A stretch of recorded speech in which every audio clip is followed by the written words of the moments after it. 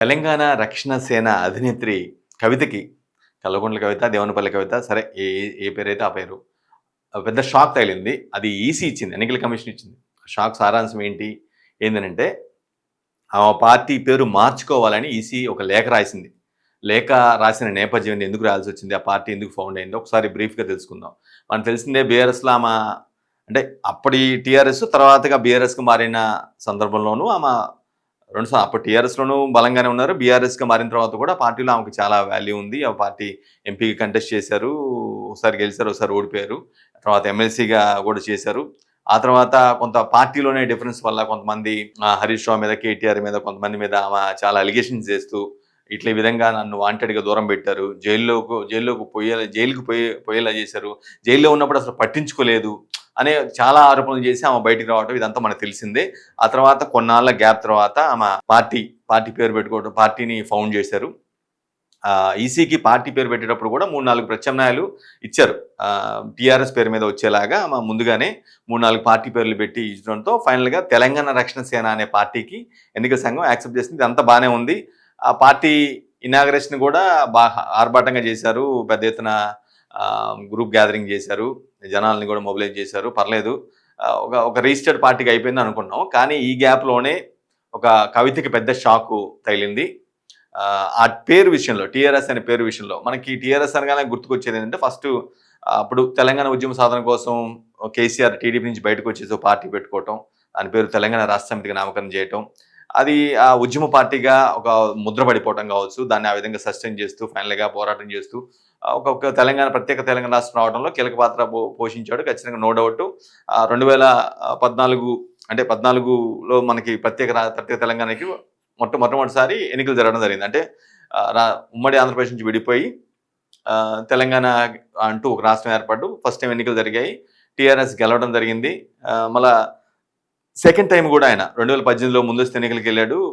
ముందు అక్కడ కూడా మంచి అంటే ఇంతకుముందు ఎలక్షన్ కంటే కూడా మంచి రిజల్టే వచ్చింది. 88 సీట్లతో గెలిచి చేశారు. సో టీఆర్ఎస్ అనేది ఒక బలమైనటువంటి శక్తిగా అవతరించింది. కానీ ఆ తర్వాత దాన్ని ఇక టీఆర్ఎస్ చాలా గవర్నమెంట్ తెలంగాణలో ఫామ్ చేసింది. 2 సార్లు వరుసగా వచ్చేసింది.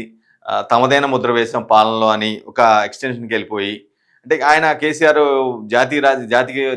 జాతీయంగా దేశవ్యాప్తంగా కూడా ప్రభావితం చేస్తామని చెప్పేసి ఆయన ఆల్మోస్ట్ ఆ టూర్ చేయడం కావచ్చు, కొన్ని రాష్ట్రాలకు వెళ్ళి అక్కడక్కడ కలవటం కానీ, అంటే బీజేపీ కాంగ్రెస్ ఇతర శక్తులు ఏవైతే ఉంటాయో ఆ పార్టీని కలవటం కానీ, ఆ ముఖ్యమంత్రుల్ని కలవటం కానీ ఎంత కూడా చేసుకున్నారు. బీఆర్ఎస్‌గా మారారు. బీఆర్ఎస్‌కి మారిపోయారు. ఆ ప్రాస్పెక్ట్‌లోనే జాతీయంగా ప్రభావాన్ని చూపించాలి అనే ప్రాస్పెక్ట్‌లోనే తెలంగాణ రాష్ట్ర సమితి కాక రాష్ట్ర సమితి కాస్త భారతీయ రాష్ట్ర సమితి, అంటే దేశం మొత్తాన్ని కూడా రిప్రజెంట్ చేసేలా ఒక జాతీయ పార్టీగా అవతరించేలాగా ఆయన ప్లాన్ చేసుకొని మారిపోయారు. ఆ ఎలక్షన్ కమిషన్ కూడా ఆమోదించింది. అంతవరకు ఓకే.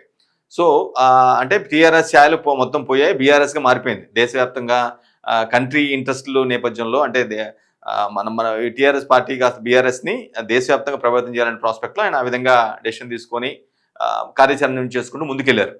అయితే ఇప్పుడు ఈ కవిత ఎవరైతే పార్టీ నుంచి బయటకు వచ్చేసి కొంత డిఫరెన్స్‌లు రావడంతో బయటకు వచ్చేసి టీఆర్ఎస్ పార్టీ పెట్టుకుంది. అంటే పార్టీ స్థాపించింది. దానికి టీఆర్ఎస్ పేరు అనేది ఎన్నికల కమిషన్ ద్వారా గుర్తింపు పొందింది. అంతవరకు బానే ఉంది. అయితే ఈ టీఆర్ఎస్ అనే ముద్ర ఏదైతే ఉందో చాలా ప్రభావితంగా ఉన్న ముద్ర కాస్త ఈమెకు దక్కింది. మంది బీఆర్ఎస్‌గా మారిపోయిందనే ప్రాస్పెక్ట్ కొంత ఖచ్చితంగా ఆ బీఆర్ఎస్ పార్టీలో ఉన్నటువంటి పార్టీ నేతలు కావచ్చు, కార్యకర్తలు కావచ్చు, శ్రేణుల్లో ఖచ్చితంగా ఉంది.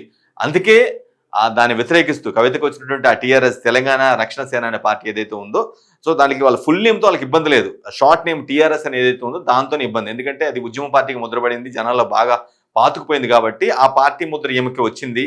ఈమెకి ఆ టీఆర్ఎస్ అనే వాళ్ళ టీఆర్ఎస్ తెలంగాణ రాష్ట్ర సమితి. బట్ ఈమె టీఆర్ఎస్ తెలంగాణ రక్షణ సేన.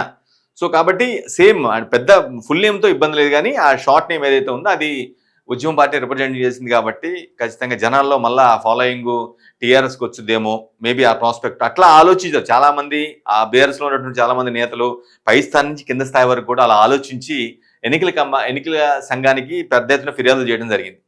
ఆల్మోస్ట్ ఒక 700 ఫిర్యాదుల దాకా పోయినాయి ఎన్నికల సంఘానికి. అంటే మొత్తం బీఆర్ఎస్ చేసిన కంప్లైంట్లే కాదు, మిగతా కొన్ని తెలంగాణలో కూడా నిజానికి టీఆర్ఎస్ పెడుతూ కొన్ని 2, 3 పార్టీలు ఉన్నాయి టీఆర్ఎస్ పెడుతూ. తెలంగాణ రాజ్యాధికార పార్టీ అని ఒకటి ఉంది, మల్లన్న పెట్టాడు. తెలంగాణ రక్షణ సమితి అని ఇంకో పార్టీ ఉంది, అది ఎవరో స్థాపించారు దాన్ని. అట్లా టీఆర్ఎస్ పేరుతో చాలా పేర్లు ఉన్నాయి కాబట్టి దీన్ని మీరు ఏ విధంగా అనుమతిస్తారు? ఇది కరెక్ట్ కాదు. దీన్ని పేరు మార్చుకోవాల్సిన అవసరం ఉంది. ఆల్రెడీ మేము పెట్టుకున్నాం. ఈ పార్టీ పేరుతో ఉన్నాయనే ప్రాస్పెక్ట్‌లో ఎన్నికల సంఘానికి రిపీటెడ్‌గా ఆల్మోస్ట్ ఒక 700 ఫిర్యాదులు పోయినాయి. సో, ఈ నేపథ్యంలో ఎన్నికల సంఘం అన్నీ ఆలోచించి ఒక లేఖ ఏం రాసిందంటే, మీరు పార్టీ పేరు మార్చుకోవాల్సిన అవసరం ఉందంటూ కవితకు ఒక పెద్ద షాక్ ఇచ్చారు. 15 రోజుల్లో 3 ప్రత్యామ్నాయ మార్గాలతో మీరు రండి. అంటే పార్టీకి సంబంధించి, పార్టీ పేరుకు సంబంధించి 3 ప్రత్యామ్నాయ మార్గాలతో రావాల్సిన అవసరం ఉందని చెప్పి ఒక లేఖ రాయడం జరిగింది. అయితే అంటే టీఆర్ఎస్ అనే పేరు వద్దు అంటున్నారు కాబట్టి ఇవ్వబోయే ప్రత్యామ్నాయాలు ఖచ్చితంగా ఆ పేరుతో ఉండకూడదు. అంటే పార్టీ పేరు టీఆర్ఎస్ అయితే ఉండకూడదు అనే అనే అయితే క్లియర్‌గా స్పష్టంగా అర్థమవుతుంది. బట్ ఈమె ఇప్పుడు ఏం చేయబోతున్నారు? కవిత ఏం చేయబోతున్నారు? ఎటువంటి ప్రతిపాదనలు పంపించబోతున్నారు? అనేది మాత్రం చాలా ఇంట్రెస్టింగ్ ఆస్పెక్ట్‌గా మారింది. ఒకవేళ 15 రోజుల్లో మీరు సమాధానం చెప్పకపోతే, 15 రోజులు గనుక మీరు ఏ విషయం తెలియజేయబోతే ప్రత్యామ్నాయ మార్గాలతో రాకపోతే మీకు ఎలాంటి సమాచారం లేకుండానే ఆ పార్టీ అప్లికేషన్ రద్దు చేస్తామని చాలా క్లియర్ కట్‌గా ఈసీ లేఖ రాసినట్టుగా స్పష్టంగా అర్థమవుతుంది. అఫ్‌కోర్స్ దీనికి సంబంధించి ఇప్పటివరకైతే అఫిషియల్‌గా ఆమె కవిత బయటకు వచ్చి మాట్లాడిన సందర్భం అయితే లేదు. బట్ ఈసీ నుంచి లేఖ వచ్చిన అనే మాట మాత్రం ఖచ్చితంగా వాస్తవంగానే చూడాల్సిన అవసరం ఉంది. లేఖ అయితే వచ్చినట్టుగానే స్పష్టంగా అర్థమవుతుంది. దీన్ని అధికారికంగా ధృవించాల్సిన అవసరం కవిత ద్వారా ఉంది. అఫ్‌కోర్స్ కవిత మైండ్‌లో ఏముంది, ఆమె స్టాండ్ ఏముంది, నెక్స్ట్ ఏం పార్టీ అంటే పార్టీ పేరు మార్చుకోవాల్సిన ఖచ్చితంగా ఈసీ లేఖ రాసింది కాబట్టి వేరే ఆప్షన్ ఉండదు కాబట్టి మార్చుకోవాల్సిందే. ఆ ప్రత్యామ్నాయ మార్గాలు ఏదైతే అడిగిందో అవి ఇవ్వాల్సిందే. సో ఇప్పుడంతా కూడా తనని ఎదుర్కోలేకనే ఇదంతా చేశారనే ఒక ప్రాస్పెక్ట్ కూడా బయటకు వస్తుంది. అంటే టీఆర్ఎస్ పేరుతో తాను బీఆర్ఎస్ నుంచి విడిపోయాను, పార్టీ పెట్టుకున్నాను, పార్టీ పేరు టీఆర్ఎస్‌గా అనుకున్నాను. అది ఎన్నికల సంఘం కూడా ఆమోదించింది.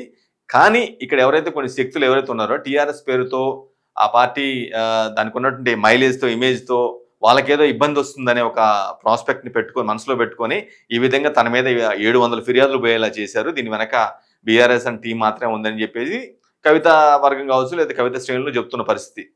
కానీ ఇప్పుడు ఏం చేయబోతుంది? కవిత మనసులో ఏముంది? ఏమనుకుంటున్నారు? ఎటువంటి ప్రత్యామ్నాయాలు ఇవ్వబోతున్నారు? టీఆర్ఎస్ పేరు ఇంకా ఆమెకి ఉండకపోవచ్చు మేబీ. ఎందుకంటే ఆల్రెడీ కొన్ని పార్టీలకి ఆ పేరుతో ఉన్నాయి. At the same time BRS కూడా అట్లా ఇవ్వటం సరికాదు అనే ఒక ఆమెకి ఆ టీఆర్ఎస్ అనే పేరు ఇవ్వటం సరికాదు అనే ఒక ప్రాస్పెక్ట్‌ని కూడా ఫిర్యాదుల రూపంలో పంపించడం జరిగింది. సో ఇవన్నీ విన్న ఎన్నికల సంఘం మాత్రం ఈ డెసిషన్ తీసుకోవడం నిజంగానే కవితకైతే ఒక పెద్ద షాక్‌గానే చూడాల్సిన అవసరం ఉంది. ఎందుకంటే ఆమె కూడా మేబీ ఎక్స్‌పెక్ట్ చేసినట్టుంది. ఉద్యమ స్ఫూర్తితో పుట్టిన పార్టీ పేరు తనకు లభించిందని, అది దైవ కృపని, దైవ సంకల్పం అని కూడా ఆమె చాలా సార్లు చెప్పారు.